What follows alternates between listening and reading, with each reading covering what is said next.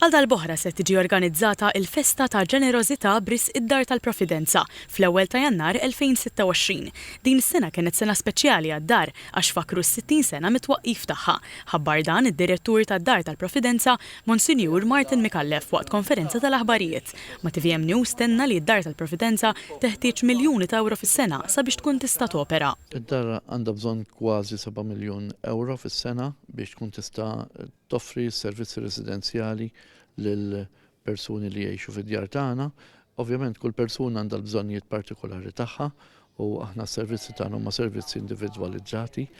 Il-Monsinjur qal li din il-ħidma hija parti mill-istrateġija tad-dar għas-snin li ġejjin u spjega li din is-sena tlesta wkoll proġett ta' rinnovar Villa Papa Giovanni fis-Siġġiewi fejn id-dar qed tagħti ambjent aktar dinjitus lil dawk li jgħixu fih. U għadna ninvestu biex dejjem intejbu l-ambjent li fih jgħixu.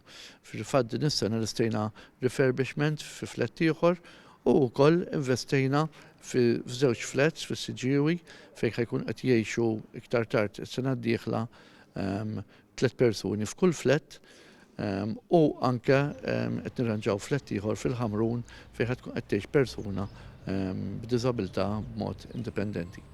Waqt il-konferenza l-amministratur tad-Dar tal-Providenza Nadine Camilleri Cassano spjegat li se jsiru diversi attivitajiet ta' ġbir ta' fondi matul Diċembru li se jingħaddu mal-ammont totali tad-donazzjonijiet. Qalet li bħalma sar waqt edizzjonijiet riċenti, il-Festa ta' Ġenerożità se tixxandar fuq l-istazzjonijiet ewlenin tat-televiżjoni fosthom TVM bejn l-10 ta' filgħodu u nofs il-lejl.